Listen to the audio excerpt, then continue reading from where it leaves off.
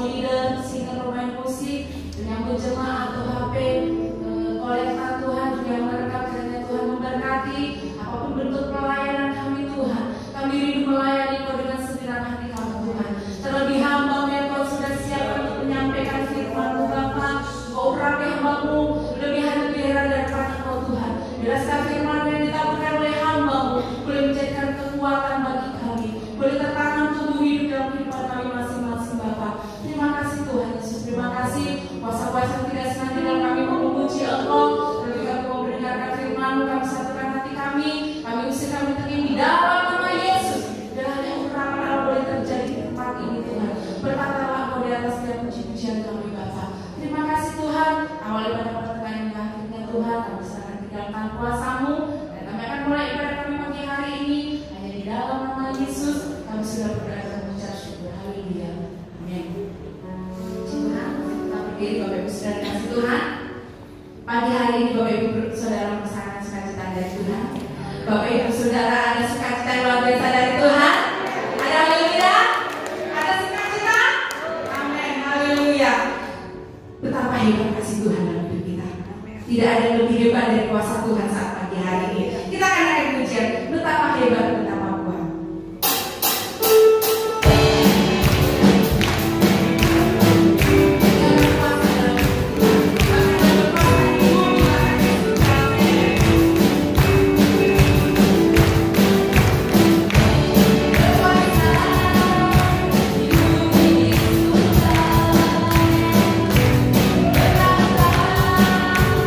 Dalam kemuliaan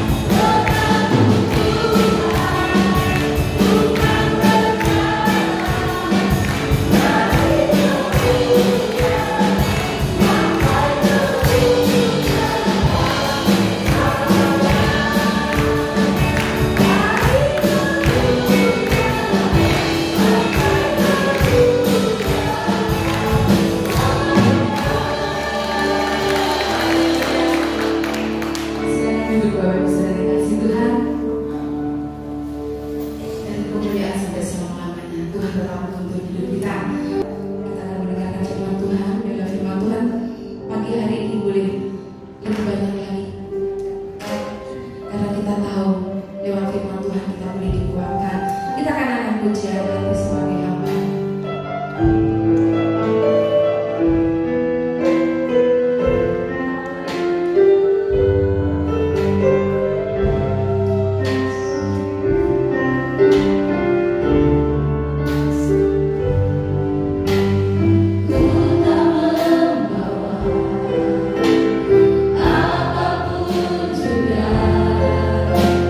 Saat ku datang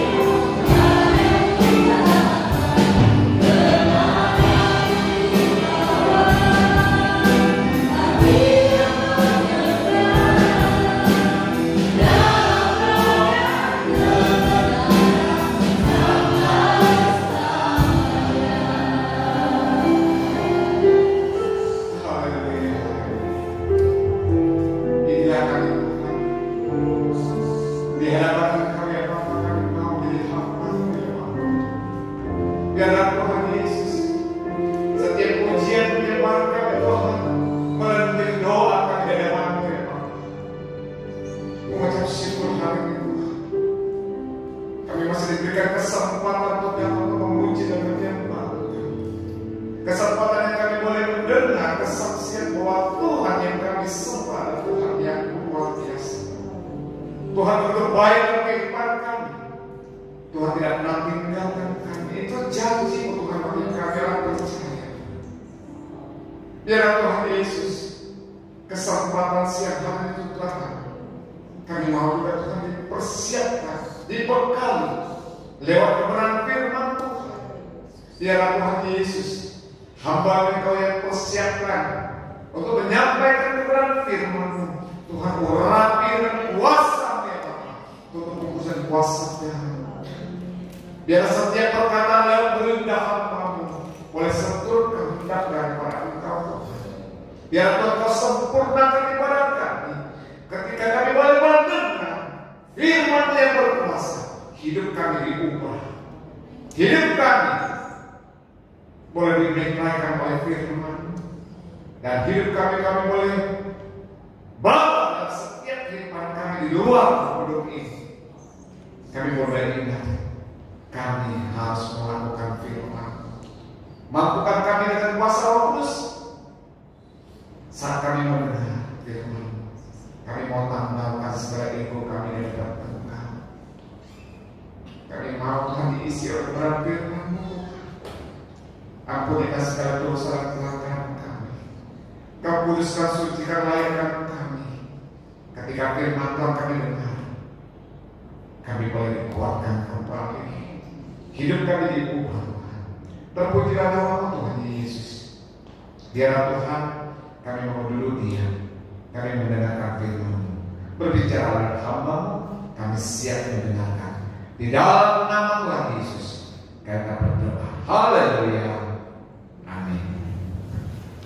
Puji Tuhan, hari ini kita dilayani firman Tuhan oleh Bapak Pendeta Yudi Panto. Waktu yang depan kita silakan. Puji Tuhan. Haleluya saudara. Kesekian kalinya saya bisa ada di tempat ini, walaupun jarang ya, agak 1 tahun baru ketemu ya. Tapi saya sudah beberapa kali pelayanan di sini. Mungkin yang sudah tahu ke saya ya pasti kenal ya.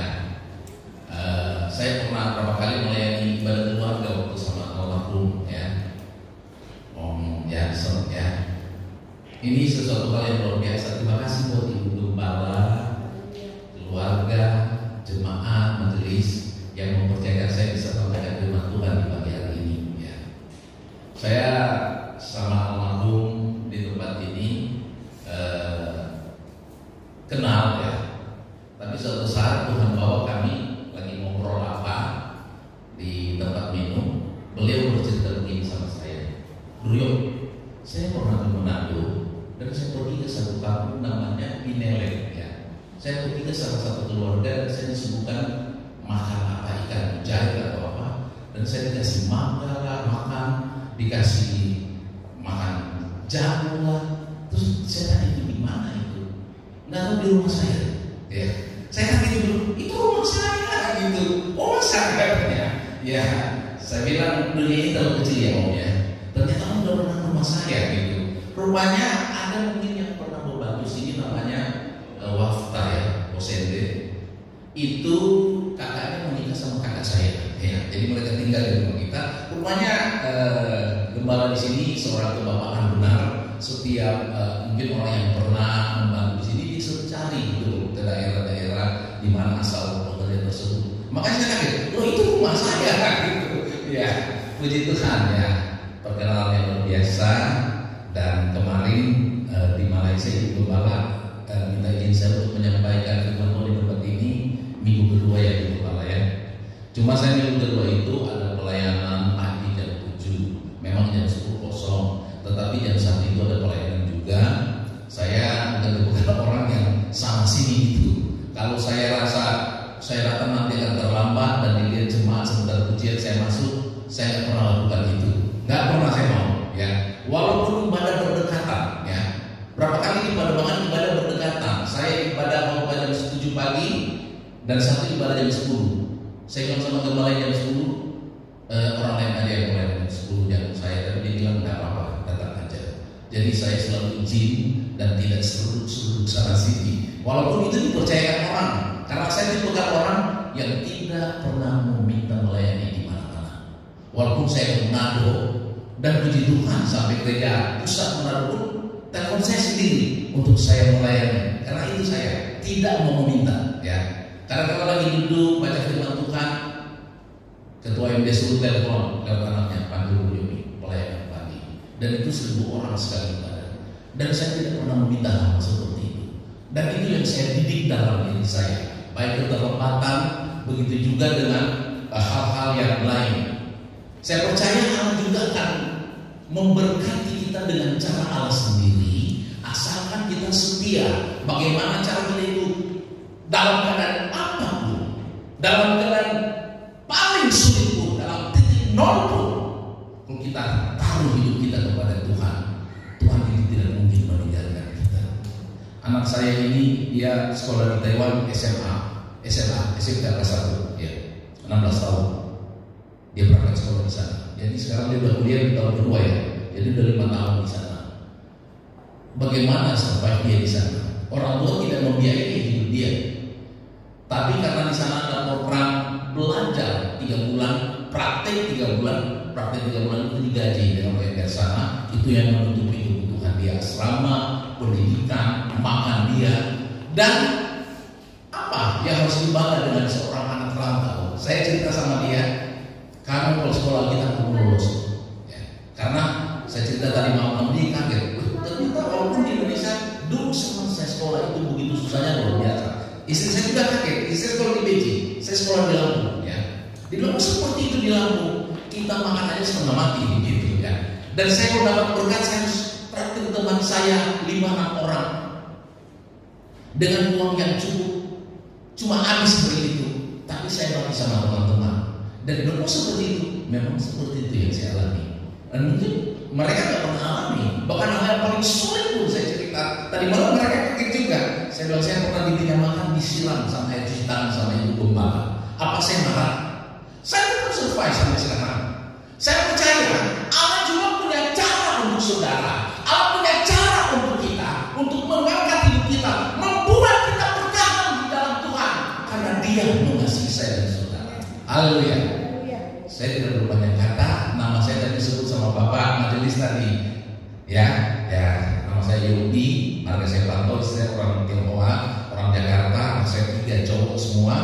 Yang satu baru selesai kuliah, yang satu nanti Oktober wisuda, dan tinggal dia sendiri. Puji Tuhan, bujang semua, belum ada pasangan. Yang masih jomblo boleh kenalan. Haleluya. Puji Tuhan. Ya.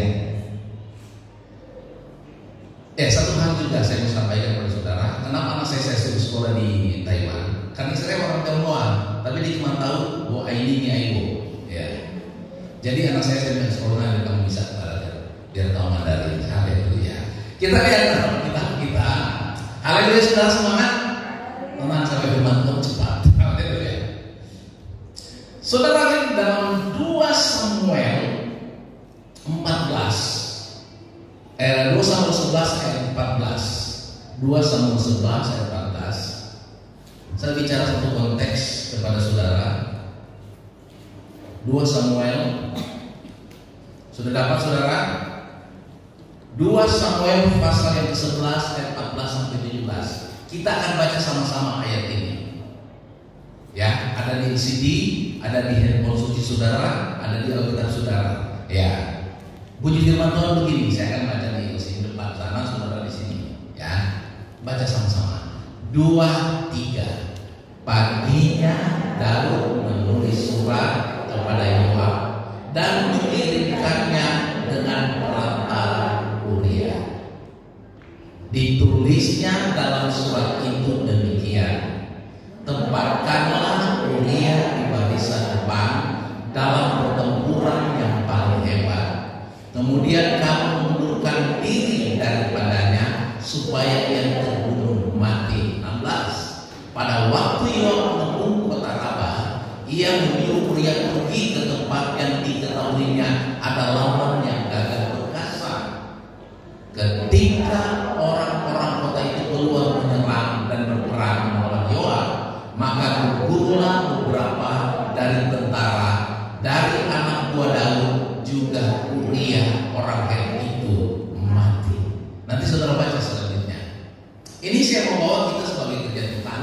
dalam kehidupan kita hidup di dunia. Kita bukan hidup di surga. Benar kan? Kita belum di surga kan?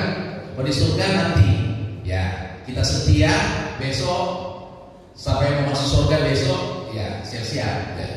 Tapi belum, masih banyak tugas kita.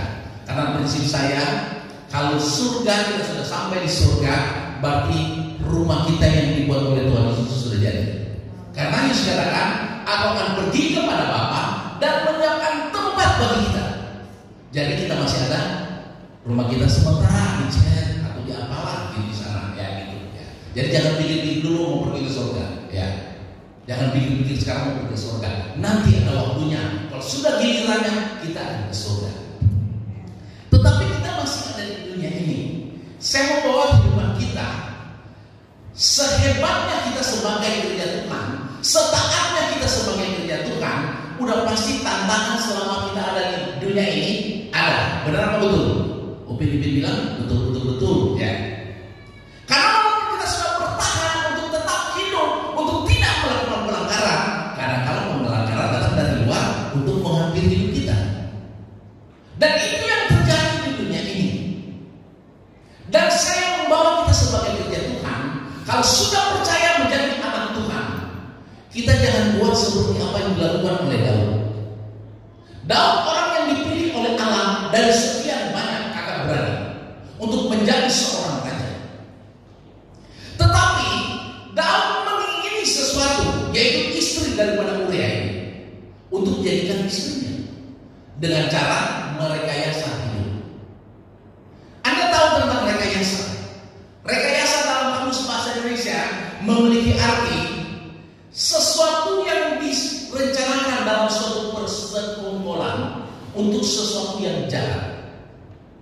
Dan saya percaya kita jadi kerja Tuhan, jangan menjadi kerja Tuhan yang suka merekayasa dalam apapun. Halo, kita sepakat ya? Jadilah kita kerja Tuhan yang tidak sama. Karena walaupun Alkitab mencatat banyak rekayasa yang ditulis dalam Alkitab, Yusuf direkayasa, Daud merekayasa orang, sampai Tuhan Yesus direkayasa oleh orang-orang Romawi. Dan sebagai kerja Tuhan, nanti kita lihat, kenapa itu dari sana sudah ada? Memang karena apa tadi saya katakan mengulang bahwa kita masih di dunia. Kita bukan di surga. Sekuat-kuatnya kita menjaga menghormati dalam satu keluarga. Kadang-kadang ada juga yang di dalam keluarga itu mencari gara-gara. Apa betul ya? Di sini nggak ada ya, tapi di sana banyak sekali loh ya. Saya sering melayani kemana-mana, banyak sekali di sana. Sudah jaga baik-baik, tetapi ada juga. Anak saya bercerita begini, suatu saat mereka dalam pelayanan, dalam waktu angkat mereka dan pulang malam, beriring-iringan dengan motor ya. Dia beli motor sana, teman dia beli motor.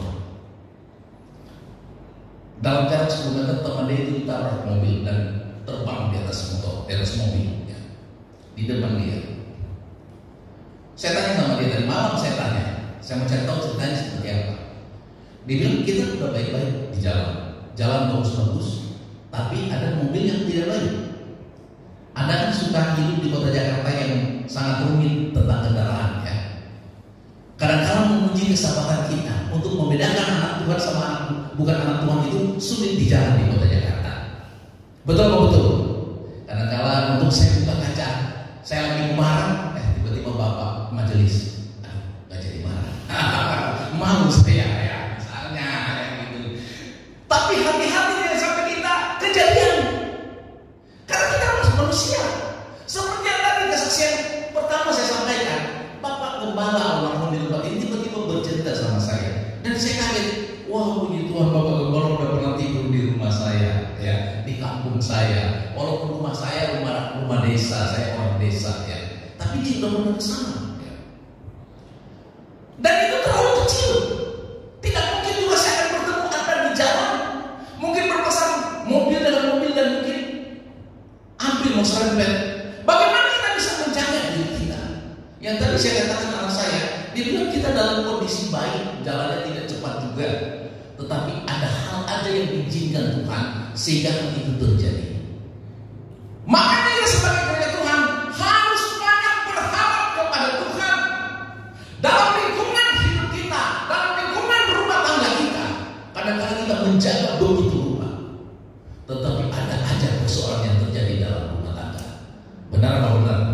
Mungkin kalau Anda dalam finansial, ekonomi cukup lolos dari persoalan masalah ekonomi. Tapi kadang-kadang ekonomi hebat, terjadi masalah dari hal yang lain.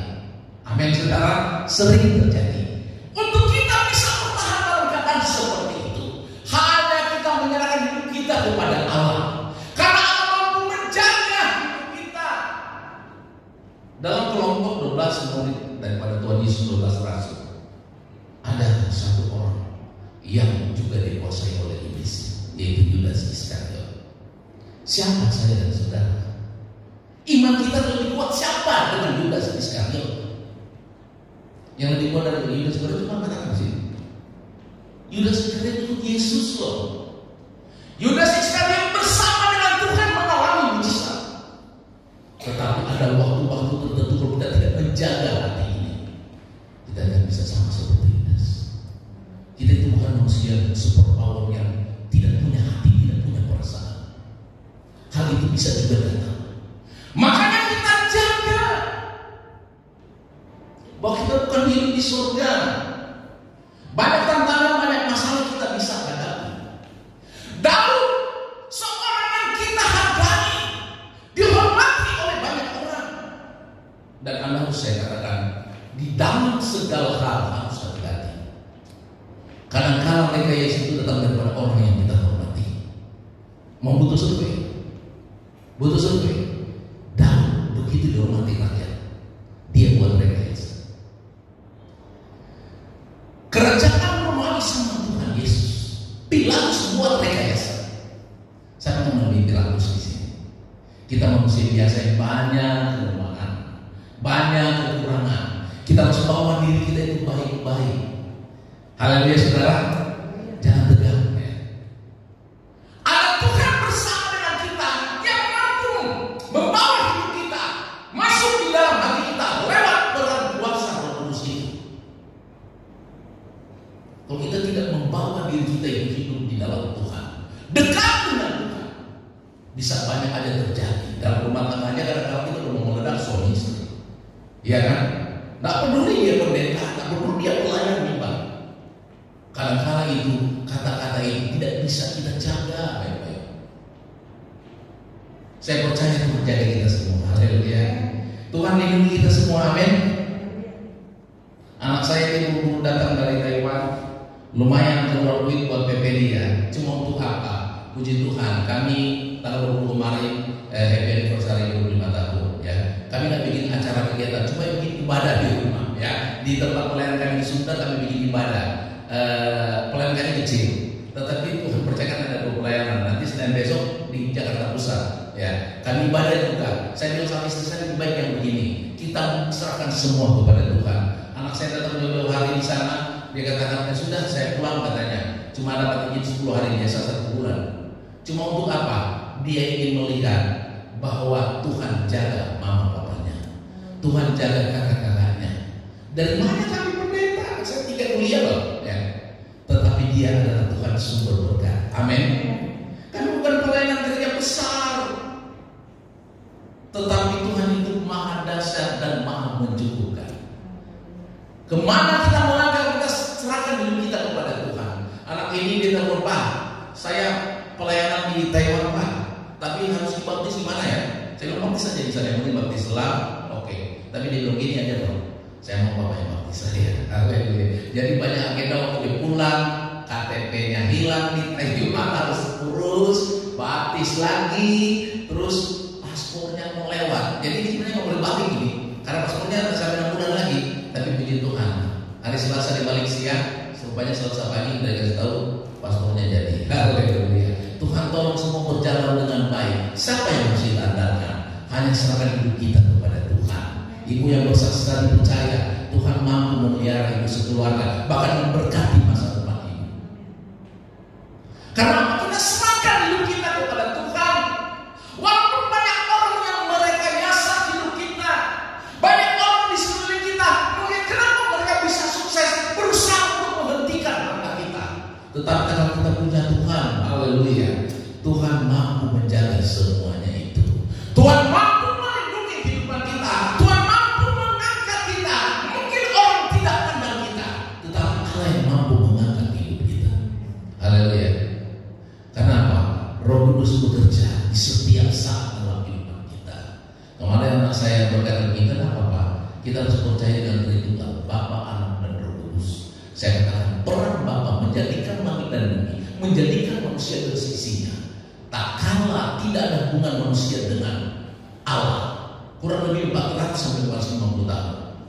Turunlah damai sejahtera itu Yesus Kristus. Peran Yesus Kristus memberitakan tentang Injil kabar baik supaya gereja Tuhan tahu bahwa ada Yesus sebagai juru selamat. Tetapi pada waktunya Yesus naik ke surga, orang mengganti itu di Roh Kudus. Dan kita sekarang itu berafiliasi dengan Roh Kudus, bukan pribadi Yesus secara nyata. Yesus mungkin bisa bertemu dengan Anda, baik secara mimpi ataupun secara langsung. Tetapi peran paling utama yang sementara kita jalani hari ini, pekerjaan Roh Kudus. Haleluya. Jadi Roh Kudus harus kita hadirkan di dalam hidup kita, hadirkan di dalam hati kita. Banyak orang mungkin yang akan melakukan rekayasa kita. Kita mungkin menggajar hidup kita, tetapi percaya ada Tuhan yang mampu menjaga melindungi kita. Dan jangan kita lakukan sebagai kerja Tuhan, kita otak rekayasa. Karena itu berdosa ya. Saudara lihat di dalam 2 Samuel pasal yang ke 11 ayat 27. Kita baca sama-sama ayat ini. 2 Samuel 11 ayat 27. Ya sudah dapat? Baca aja di sini cepat. 2, 3. Setelah lewat waktu berkabung, maka Daud menyuruh membawa perempuan itu ke rumahnya. Perempuan itu menjadi istrinya dan melahirkan seorang anak laki-laki baginya. Tetapi hal yang telah dilakukan dalam itu apa? Jadi Tuhan gak setuju loh. Walaupun kita anak Tuhan, gereja Tuhan, mungkin menurut kita oke, tetapi namanya hal itu kita lakukan menyakiti, merugikan orang lain, itu dikatakan jahat di mata Tuhan. Jadi tetap ada penghukuman. Orang yang melakukan rekayasa dalam kehidupan kita nggak boleh marah, kita nggak boleh kecewa, kita nggak boleh kesal. Semua serahkan kepada Tuhan. Kalau kita mau balas nggak ada guna. Kita mau balas kehidupan seperti Daud, apa mampunya kita? Kita mau mampu membalas orang yang membuat rekayasa kita, dia pimpinan kita, apa daya kita? Tetapi tak akan serahkan kepada Tuhan. Itu hak pembalasan adalah haknya Allah. Haleluya. Jadi nggak usah marah, nggak usah kecewa. Tak kena ada orang dalam lingkungan keluarga kita melakukan hal seperti itu, dalam lingkungan kerja melakukan hal seperti itu. Nggak usah marah. Percaya Yesus selalu melihat tentang keadilan itu. Banyak orang bisa merekayasa, tetapi nggak usah marah. Justru orang banyak melakukan rekayasa dalam kehidupan kita, membuat kita sadar, membuat kita dewasa, membuat kita bertumbuh. Tuhan terima kasih, mereka rupanya tertinggal dengan kita, walaupun secara ekonomi mereka banyak duit, banyak modal, banyak segala macam, tetapi masih cemburu dengan kita. Ya ternyata sudah tidak ada apa-apa gitu. Kenapa harus merekayasa dengan kehidupan kita? Rupanya ada yang merasa mereka itu kurang dari kita. Karena apa? Kita orang-orang yang melakukan firman Tuhan. Haleluya. Jadi nggak usah marah. Kita belajar itu pengalaman untuk membuat kita bertumbuh di dalam Tuhan. Jadi sesuatu rekayasa ada balasannya dari Tuhan. Amin saudara. Jadi Anda nggak usah lakukan itu. Biarkan kalau mereka melakukan, Anda bawa dalam doa. Berdoa buat mereka yang merekayasa. Nggak usah marah. Kemarin kita belajar di Malaysia. Biar jadikanlah mereka itu sebagai guru kita. Kita tetap murid. Haleluya. Biarkan pengalaman yang terjadi di luar sana sebagai guru kita. Kita tetap murid sampai kapanpun kita murid. Kalau kita murid kita, aduh terima kasih Tuhan. Ternyata saya juga belajar sekarang ini. Ternyata saya belajar lagi dari pelajaran ini. Setiap pelajaran yang membawa kita itu semakin sempurna sampai Tuhan panggil kita, sampai rumah kita jadi di surga. Haleluya. Ya. Itu membuat kedewasaan hidup kita. Siapa lagi yang merekayasa dan kena batunya seperti Daud? Jadi saya katakan Allah tidak pernah dulu. Pendeta kan dia, seorang pemimpin kan dia, kalau salah di mata Tuhan tetap salah. Itu sudah Tuhan katakan adalah jahat di mata Tuhan. Ada hubungannya di bawahnya, nanti sudah baca di rumah. Saya mencatat lagi satu kasus juga. Saya banyak kasus, tapi hanya 2 tokoh yang saya bawa. Di dalam Ester pasal yang ke-5 ayat 14. Saudara bisa baca sama-sama. Ester pasal yang kelima ayat 14. Ya, sudah dapat? Bisa baca depan, kita baca sama-sama. 2, 3.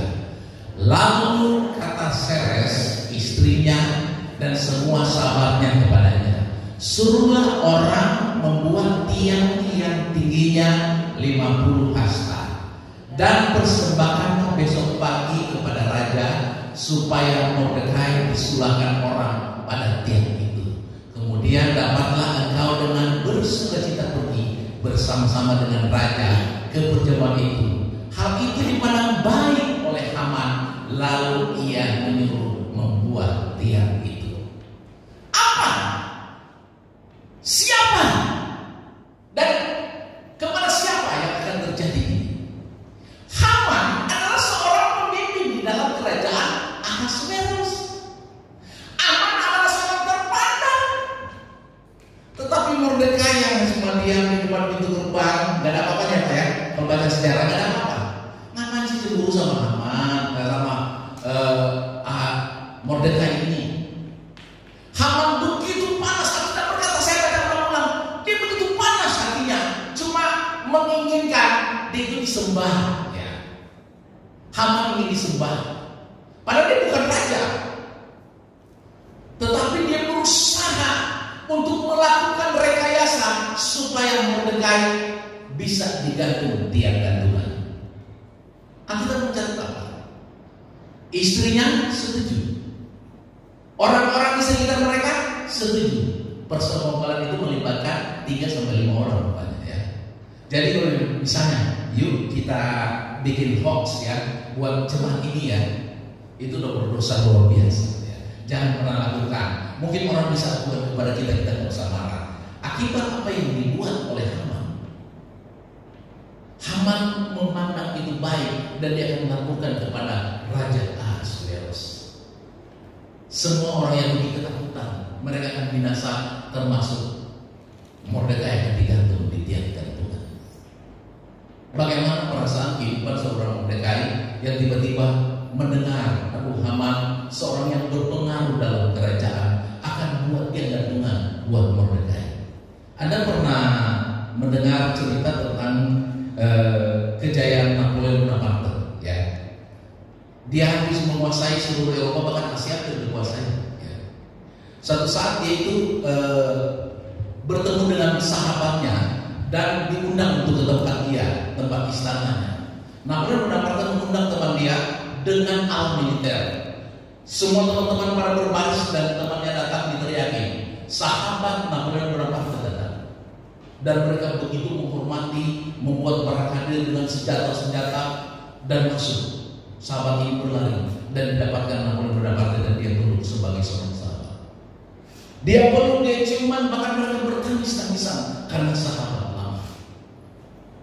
Sahabat ini berkata kepada Napoleon Bonaparte, bro, ini sahabat sekarang ya, bro. Tapi saya dengar bro pernah ketangkap bro, terus sudah hampir mati. Bagaimana perasaan bro pada waktu itu? Napoleon pikir bagaimana ya supaya dia rasa saya ambil mati seperti itu. Napoleon dengan kecepatan intelektual dia berpikir, tangkap orang ini dan gantung di tiang sana. Saya hitung sampai 3, tembak. Terkencing-kencing teman dia ini digantung di tiang gantungan. Napoleon berkata tembak. Saya hitung sampai 3. 1, 2, crack. Tidak ada 3 dia turun. Dia diurut. Itu perasaan saya waktu itu. Kita tidak bisa mengukur perasaan orang sama dengan apa yang kita alami. Mungkin kita menangis di rumah kita. Kita sedih karena mengalami ekonomi yang mungkin merosot luar biasa akhir-akhir ini. Mungkin kita direkayasa orang lain, tidak sama masalah kita. Tetapi Tuhan yang kita sembah, haleluya, Dia mau hadir lewat Roh Kudus di dalam setiap hati kita. Amin saudara. Amin saudara.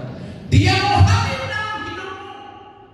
Dia mau mengubah hidupmu. Bahkan ekonomimu dirubah oleh Tuhan. Kira-kira kita pernah marah dengan orang yang merekayasa hal-hal yang jahat. Kita belajar bersama Tuhan. Mengikut Tuhan adalah suatu keputusan yang luar biasa. Percaya, kalau kita walaupun dalam keadaan ekonomi mungkin sangat hancur, kurang, tetapi Tuhan tidak membuat dia sampai tergeletak. Haleluya, saudara. Andalkan Roh Kudus bekerja dalam hidupmu. Biar Roh Kudus menjamah setiap hati kita. Jadilah kita gereja Tuhan yang selalu mendoakan keluarga kita, orang di sekeliling kita, sesama jemaat kita. Dan kita lihat cara Tuhan bekerja itu luar biasa dalam kehidupan kita. Saudara yang saya kasih dalam Tuhan, saudara lihat di dalam Ester pasal 7 ayat yang ke-5. Ester 7 ayat 5 sampai dengan yang ke-10. Saya cepat saja. Ester pasal 7 ayat 5 sampai 10. Kita baca sama-sama ya. 2, 3.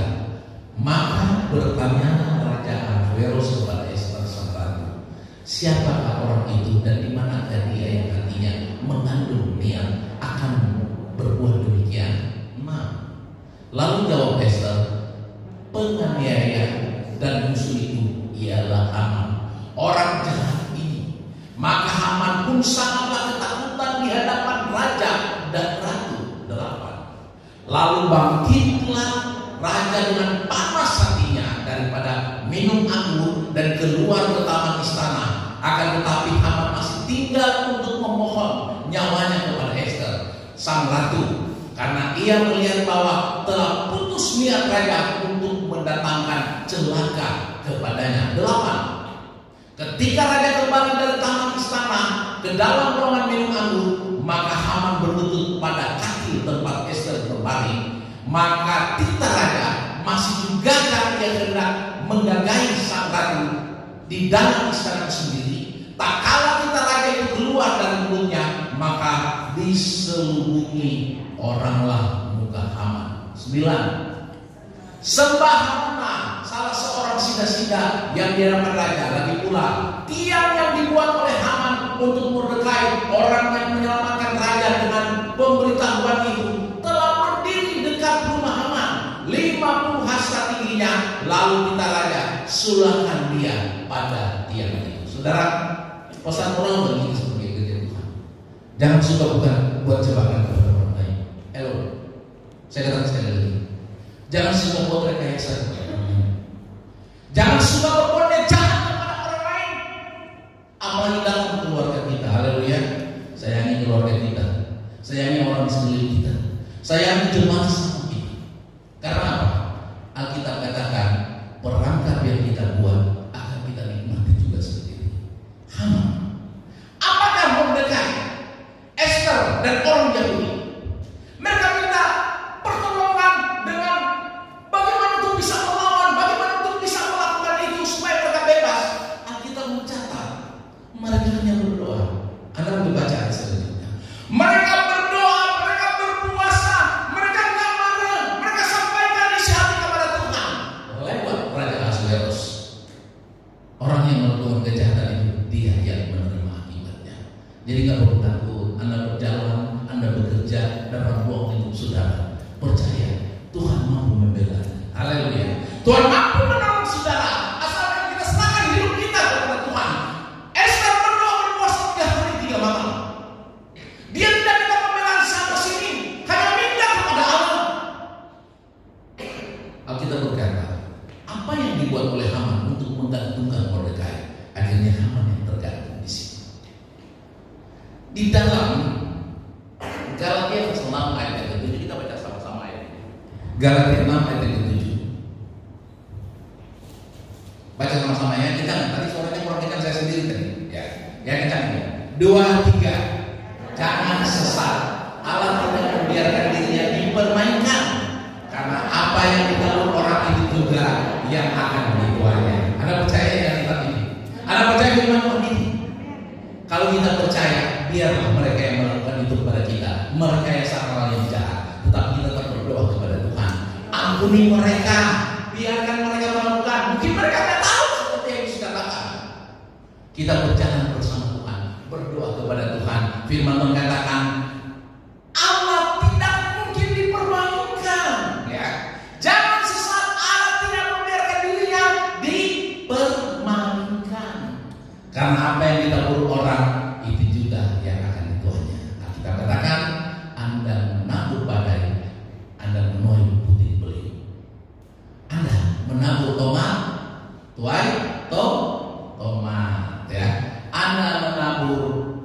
Padi menuai padi.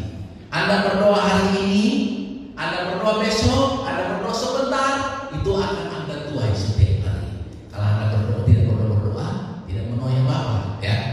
Benar, ini harus begitu. Anda tidak berdoa, Anda tidak dapat apa-apa. Mulai besok, mulai praktekkan di depan rumah kita, ambil cabai, ambil taburan pot, tanam 1 biji cabai, dibuka aja, dipotong 1 biji cabai. Lihat dia bertumbuh. Tak kalah sebagaimana Anda merawat cabai itu, menyiram air, memberikan pupuk, dan dia menghasilkan. Nggak usah lama-lama, 3 bulan dia sudah berbuah. Yang di atas rumah saya suka taruh begini, cabainya bagus-bagus ya.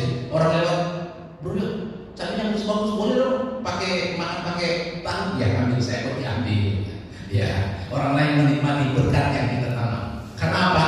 Apa yang Anda tanam itu yang Anda tuai. Haleluya, haleluya. Jangan seperti Haman mendirikan tiang Tuhan, Haman masuk dalam tiang Tuhan itu. Jadi ini pelajaran bagi kita sebagai kerja Tuhan. Gak usah marah kepada orang yang menyakiti kita. Gak usah marah kepada orang yang membuat kita menjadi terganjal. Kita punya Tuhan yang bisa mengangkat kita dari yang tidak ada menjadi ada. Haleluya. Allah merubah segala sesuatu. Kemungkinan menurut kita tidak mungkin, tetapi bagi Allah mungkin Dia lakukan. Karena apa? Kita memiliki Allah Roh Kudus yang setiap hari ada di dalam hati kita, yang menuntun kehidupan kita hari lepas hari. Tuhan memberkati kita semua. Jangan ada momen sibuk ke depan. Kita menyanyikan satu pujian. Musik akan selalu berganti. Haleluya.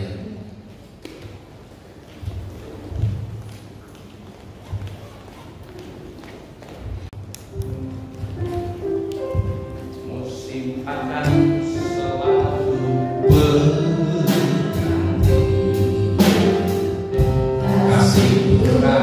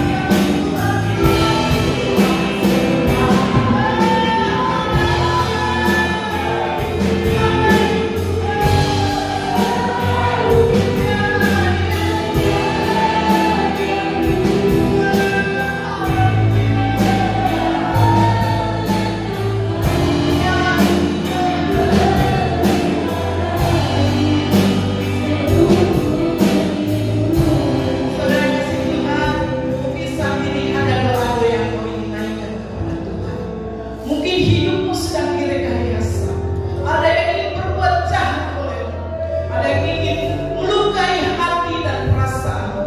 Ada orang yang ingin menjatuhkanmu, baik di dalam bisnismu, usahamu, pekerjaanmu. Saat ini lewat lagu ini, mari katakan kepada Tuhan, Tuhan selalu menjaga, Tuhan selalu melindungiku. Haleluya. Mari maju depan bila kau ingin didoakan saat ini. Adakah Tuhan yang diurapi oleh Tuhan? Haleluya, haleluya. Mungkin kau mengalami masalah persoalan dalam keluarga. Haleluya. Dalam pekerjaanmu, dalam rumah tanggamu, kau menghadapi masalah-masalah yang berat yang kau tidak bisa hadapi. Mari datang kepada Tuhan, berdoa kepadanya. Nanti ada tangan-tangan hamba Tuhan yang diurapi oleh Tuhan yang akan menolong saudara lewat doa-doa saat ini. Haleluya. Tuhan selalu menolongku.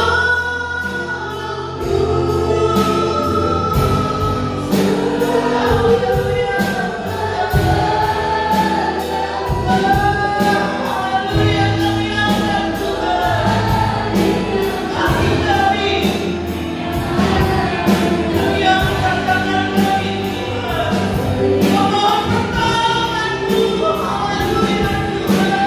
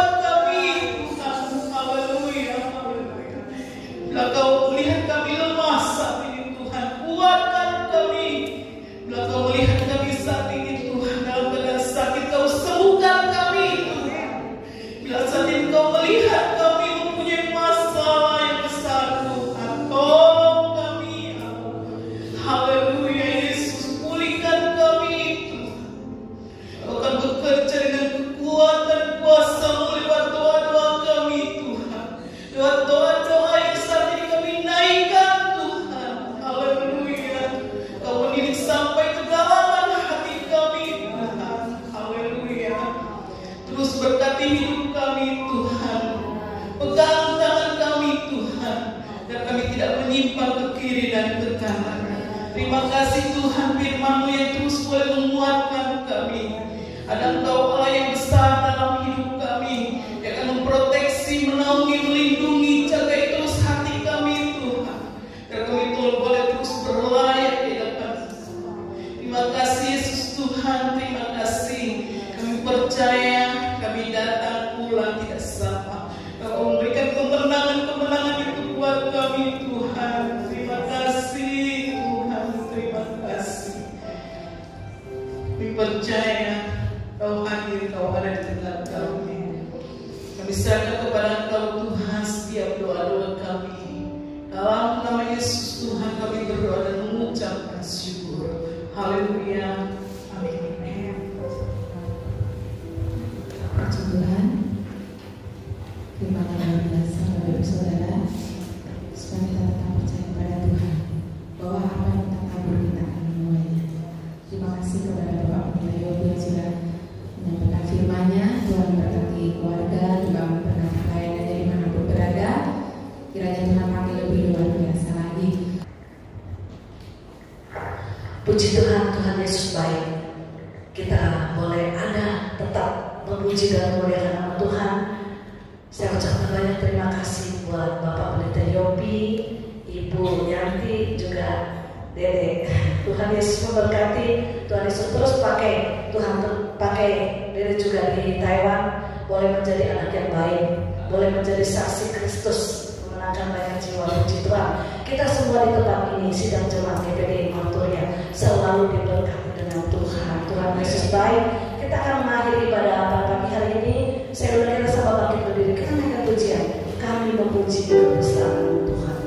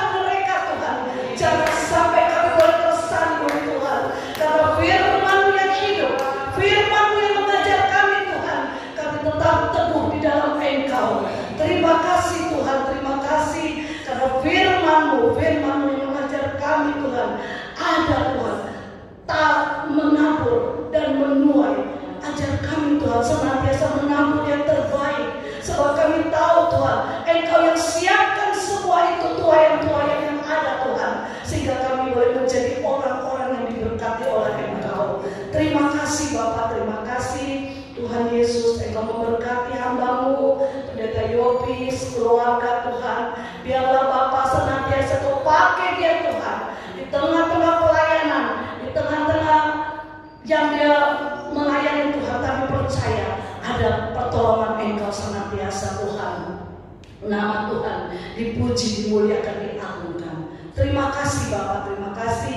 Bapak berdoa Tuhan buat anak-anakmu yang sudah ambil bagian untuk melayani Engkau, dari pemimpin pujian, singer, pemain musik, penyambutan, sound system, overhead, yang menjalankan kolektan, bahkan yang merekam Tuhan. Engkau melihat mereka datang untuk melayani Engkau Tuhan. Engkau yang tahu apa yang menjadi kebutuhan mereka. Kiranya Tuhan uluran tangan kasih-Mu senantiasa memberkati mereka Bapa. Terima kasih Tuhan, terima kasih seluruh sidang jemaat GPDI Marturia, dari anak-anak sekolah minggu, anak-anak pemuda remaja sampai orang tua. Engkau yang tahu Tuhan, mereka yang menjalankan pekerjaan, bisnis, usaha, rumah tangga, pendidikan, yang berkuliah Tuhan, tetap hamba serahkan ke dalam tangan-Mu Tuhan. Senantiasa ada pertolongan daripada Engkau Tuhan. Biarlah Tuhan Yesus Engkau yang melihat, Engkau yang menilik setiap kami Tuhan. Ajarkan kami senantiasa taat akan firman-Mu. Kami tidak melihat ke kiri dan kanan yang tidak baik Tuhan. Ajar kami tetap Tuhan memandang kepada Engkau, sebab kami tahu Engkau juru selamat kami. Terpujilah Engkau Bapa, Engkau Allah yang baik. Biarlah Tuhan tangan-tangan yang sudah berkorban Tuhan, Engkau yang memberkati mereka Bapa. Apapun yang menjadi pekerjaan usaha mereka senantiasa dicukupkan oleh Engkau. Bahkan membukakan tingkap-tingkap langit-Mu yang mereka kembalikan milik-Mu Tuhan.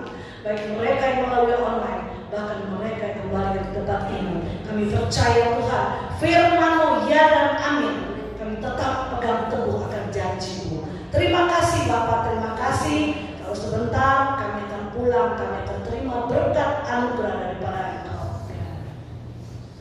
Sekarang pulanglah, terimalah berkat dari Allah Bapa, cinta kasih dari Tuhan Yesus Kristus, penyertaan pertolongan dari Allah Kudus, mulai hari ini, besok sampai selama-lamanya, hanya di dalam nama Tuhan Yesus Kristus, dan kita orang percaya